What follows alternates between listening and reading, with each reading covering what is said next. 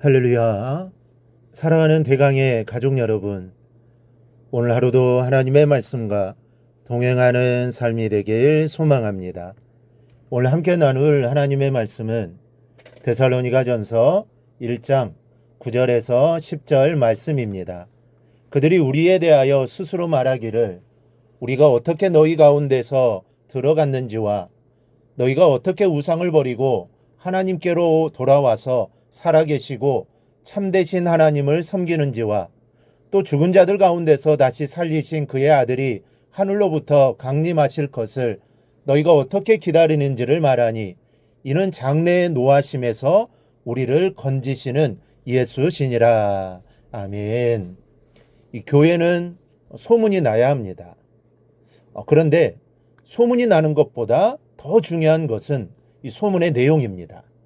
이 어떤 것으로 어떻게 소문이 나느냐는 것이 중요합니다. 어떤 교회는 이 담임 목사 자랑을 많이 하라고도 합니다. 이 나쁘다고 할 수는 없지만 그것이 복음을 전하는 일에 얼마나 도움이 될까 생각해 볼 필요는 있습니다.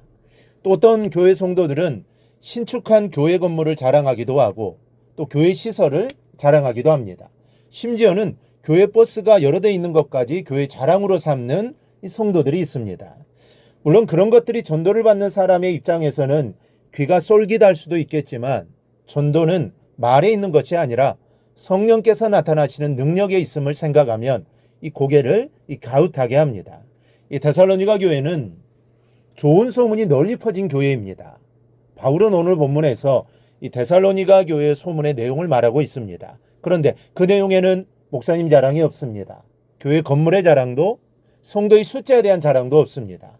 그럼 무엇이 데살로니가 교회의 소문의 진상입니까? 첫째는 복음의 역사가 담긴 소문이었습니다. 9절입니다. 그들이 우리에 대해 스스로 말하기를 우리가 어떻게 너희 가운데서 들어갔는지와 너희가 어떻게 우상을 버리고 하나님께로 돌아와서 살아계시고 참되신 하나님을 섬기는지와 지금 바울은 데살로니가 교회로부터 시작된 소문이 많은 사람이 입과 귀로 전해져서 자신에게까지 들려왔다라는 것을 말하고 있습니다. 그런데 재밌는 것은 데살로니가 교회의 소문에 바울 자신이 언급되어 있는 것입니다. 소문은 바울이 데살로니가에 어떻게 처음 들어가게 되었는가로부터 시작이 됩니다. 그리고 핍박 속에서 복음이 어떻게 전해지고 그 복음을 받은 사람들이 그때까지 섬기던 우상을 어떻게 버렸으며 또 하나님께로 돌아와서 얼마나 신실하게 하나님을 섬기고 있는지를 말하고 있는 것입니다. 그러니까 이 데살로니가 교인들은 복음이 전해진 과정과 복음을 받은 사람에게 일어난 변화를 자랑했고 그 소문이 온 마게도냐에 퍼져서 결국에는 바울에게까지 들어가게 된 겁니다. 이 데살로니가 성도들의 자랑은 간증이었습니다.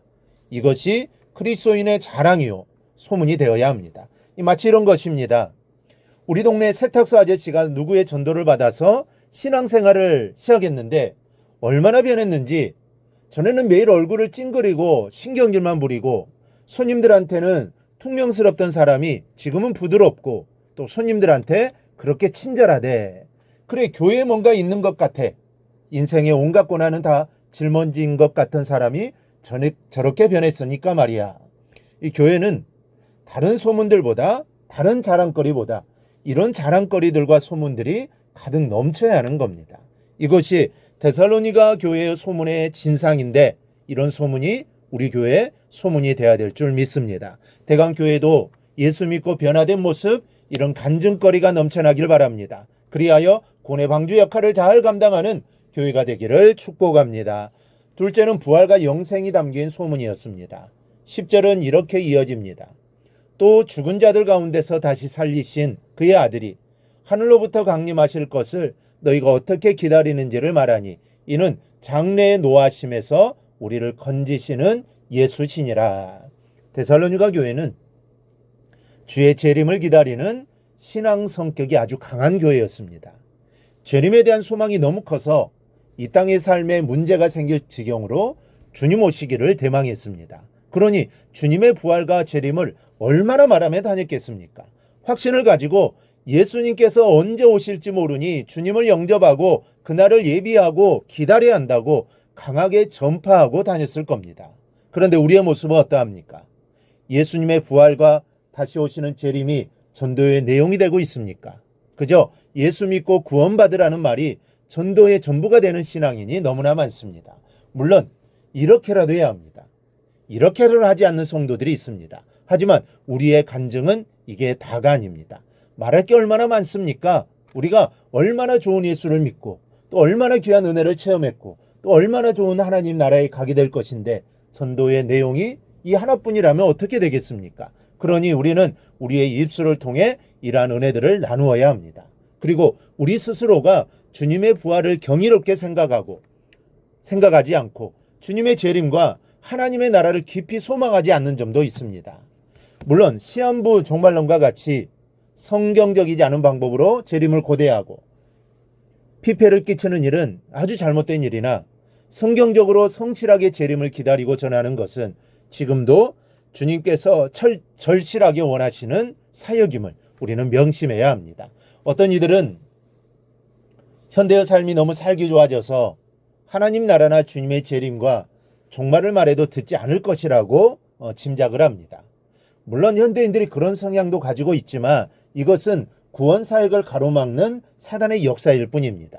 아무리 세상이 좋다 해도 누구라도 죽지 않을 수 없고 그렇다면 영원한 삶에 관심을 둘 수밖에 없기 때문입니다. 그러니 우리는 들려주어야 합니다.